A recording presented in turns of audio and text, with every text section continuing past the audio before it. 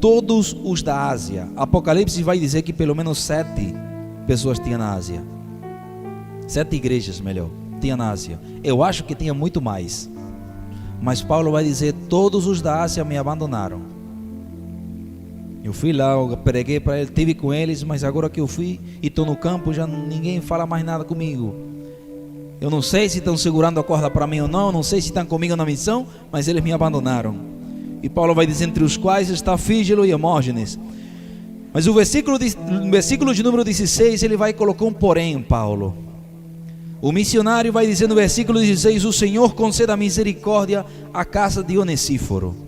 Todo mundo me abandonou, porém tem um cara, tem um homem que ele não é profeta, ele não é apóstolo, ele não tem muitos seguidores nas redes sociais, ele não tem um perfil dele verificado, ele não é um cara conhecido em toda a cidade, ele é um anônimo, e eu agora estou dando ele para conhecer, Onesíforo.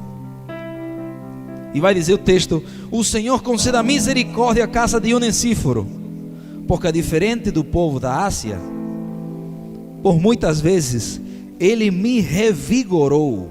Tem uma Bíblia em espanhol que eu trouxe, que está comigo lá em Mossoró, que Paulo vai dizer assim: por muitas vezes ele foi meu pano de lágrimas. Você acha que missionário no campo não chora? Pela solidão, pela renúncia, por ele ter largado tudo e de repente, de maneira sobrenatural, ele está em outro lugar e começa um conflito entre os planos dele e o plano de Deus. Paulo diz que ele revigorou. Revigorar é quando você está sem força. Missionário no campo, ele também fica sem força. Ele também não consegue mais continuar o trabalho e adiantar. E ele quem está na frente do trabalho de tudo, e não tem um pastor para ele acompanhar exatamente tudo, sempre, de maneira direta, se não de maneira indireta, porque o pastor foi aquele que lhe mandou ou lhe enviou. Mas Paulo também chorava, Paulo também ficava sem força lá no campo, e é nesse momento onde ele estava chorando, ele estava sem força, que ele vai dizer: todo mundo me abandonou, estou sozinho no campo. Eles nem sabem que eu estou na prova, mas eles estão lá, eles vão para o céu, mas não querem nem saber de mim aqui. E Paulo continua dizendo: ele não se envergonhou da minha cadeia. Eu estou preso, estou nessa situação precária, mas ele não sente vergonha de mim. Ele está comigo e me abraçando. Versículo de número 17 diz: quando eu estava em Roma, um dos campos missionários onde Paulo estava pregando, quando eu estava em Roma, ele me procurou diligentemente até me encontrar. Minha Bíblia diz até me achar. Esse Onesíforo era tão apaixonado pela missão que ele começou a perguntar: onde tem missionário aqui? Não, tem o Paulo é o mais conhecido no momento, nesse primeiro século da era cristã, e ele está num campo missionário, agora está lá em Roma, ele está fazendo missão lá.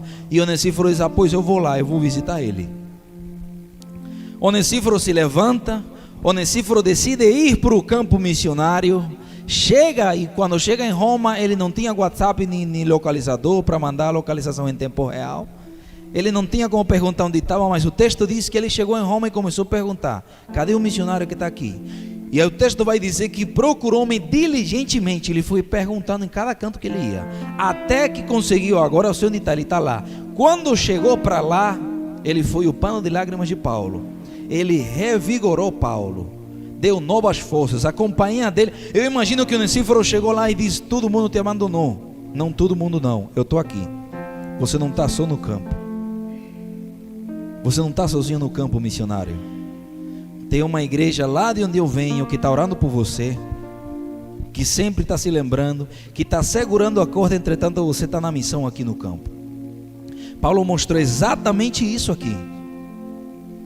Esse Onesíforo chegou lá, procurou até me achar, e no versículo de número 18 vai dizer: o Senhor lhe conceda que ache misericórdia diante dele naquele dia, na eternidade. Gente, esse texto aqui nos mostra que o investimento que a gente faz em tempo, em oração, em finança, em qualquer âmbito que a gente faz na obra missionária, é um investimento que a gente vai ter um retorno naquele dia. Naquele dia. Por isso que não foi por casualidade que Jesus falou: fazei tesouros no céu. Aqui o ladrão rouba, o terremoto derruba, leva, o tsunami vai e destrói tudo, Lá no céu não tem nada que roube o tesouro que você guarda lá. E uma das maneiras da igreja hoje é exatamente fazer tesouros no céu e investindo na obra missionária. Investindo suas férias, investindo o seu tempo, investindo a sua presença, investindo o seu joelho em oração, investindo a sua semente que Deus dá, que Deus não dá semente para aquele que não planta, Deus não dá semente missionária para aquele que não faz missão. É exatamente esse o melhor investimento que um ser humano pode fazer.